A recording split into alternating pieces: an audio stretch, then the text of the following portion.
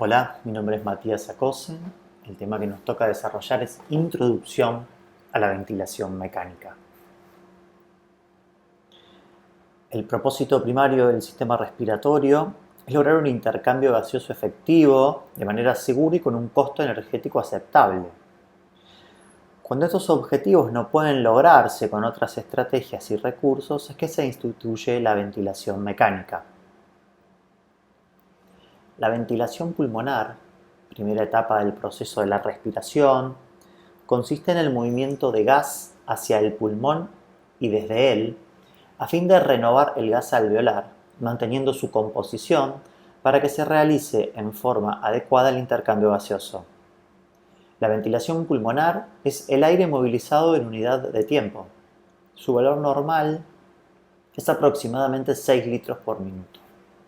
Está compuesta por el volumen corriente, cantidad de gas movilizado en una ventilación tranquila, y la frecuencia respiratoria, cuántas veces se ventila por minuto.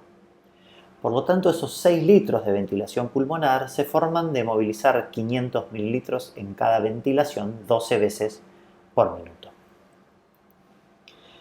El volumen de gas movilizado en cada ciclo es el volumen corriente, mientras que la cantidad de mezcla gaseosa que en unidad de tiempo alcanza el espacio alveolar constituye la ventilación alveolar.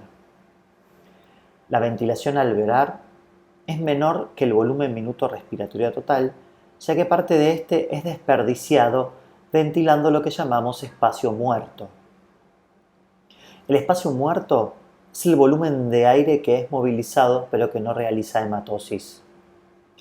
Hay dos tipos de espacio muerto.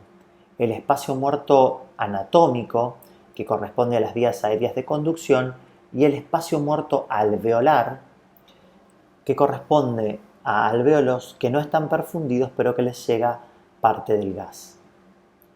El espacio muerto que corresponde a la vía aérea de conducción es fijo, en cambio el alveolar es variable. Ambos tipos de espacio muerto constituyen el espacio muerto funcional, cuyo valor normal es aproximadamente de 2 mililitros por kilo o 150 mililitros, de los cuales 75 mililitros corresponden a la parte intratorácica y los otros 75 mililitros a la extratorácica. Por lo tanto, la ventilación alveolar abarca todo el volumen de aire que se pone en contacto con alvéolos funcionantes por unidad de tiempo. Siguiendo con nuestro ejemplo, si el volumen corriente es de 500 mililitros y el espacio muerto de 150 mililitros, la ventilación alveolar serían 350 mililitros 12 veces por minuto, por lo tanto 4200 mililitros. La ventilación mecánica es una herramienta de soporte vital, la cual puede requerirse para conseguir la ventilación adecuada a la situación clínica y poner en reposo los músculos respiratorios, ejemplo, en el fallo ventilatorio por debilidad neuromuscular u obstrucción severa del flujo aéreo, para corregir la hipoxemia y caída del volumen pulmonar, como por ejemplo en el distrés, porque la ventilación espontánea resulta una demanda excesiva sobre un sistema cardiovascular comprometido, ejemplo, en el shock. Las decisiones a adoptar en este campo habrán de fundarse en el conocimiento de la fisiología y la afección del paciente. Conocer los cambios de la situación funcional permitirá dirigir el tratamiento y reducir las complicaciones y las interacciones adversas entre el paciente y el ventilador. La filosofía general de la ventilación mecánica a lo largo del tiempo se ha modificado del enfoque de mantener parámetros fisiológicos normales a toda costa a poner el acento en la limitación del daño pulmonar impuesto por el ventilador. Entonces podríamos resumir los objetivos principales de la ventilación mecánica en mantener el intercambio gaseoso y el equilibrio ácido-base a un nivel apropiado para el paciente específico, aceptando hipercapnia e hipoxemia donde está indicado. No generar más daño, evitar lesiones pulmonares inducidas por el ventilador, minimizando el estrés y la tensión pulmonar. Garantizar la asincronía entre el paciente y el ventilador, seleccionando el modo y la configuración del ventilador que mejor se adapten al impulso respiratorio, patología del paciente, garantizando la protección pulmonar. Mejorar la oxigenación tisular, aumentar la disponibilidad del oxígeno arterial, permitir la redistribución del oxígeno hacia órganos vitales, estabilizar la pared torácica, permitir sedación, anestesia y relajación muscular.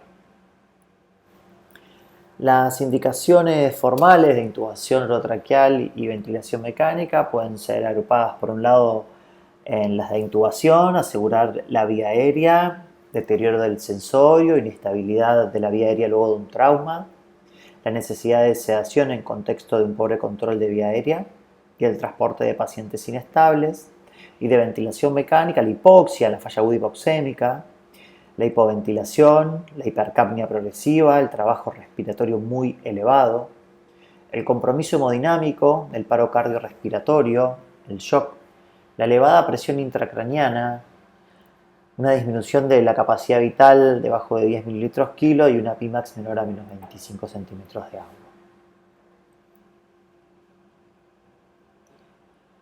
Durante la ventilación espontánea, el diafragma y otros músculos respiratorios crean un flujo de gas al disminuir la presión pleural que se transmite al alveolo y las vías respiratorias. Cuando las presiones caen debajo de la atmosférica, es el gradiente de presión el que genera que el aire fluya hacia los pulmones. Los efectos fisiológicos de la ventilación a presión positiva generan interacciones complejas con los pulmones y otros sistemas. Muchas de ellas son beneficiosas para los pacientes, pero no están exentas de complicaciones. Debido a las interacciones homeostáticas entre los pulmones y otros sistemas del cuerpo, la ventilación mecánica puede afectar a casi todos los órganos del cuerpo. Durante la ventilación con presión positiva, el flujo de gas se entrega a los pulmones bajo un gradiente de presión positiva, que debe vencer las cargas resistivas y elásticas del sistema respiratorio. Un ciclo ventilatorio en ventilación mecánica es un ciclo de flujo positivo, inspiración, y flujo negativo, expiración, definido en la curva de flujo-tiempo como vemos en la diapositiva.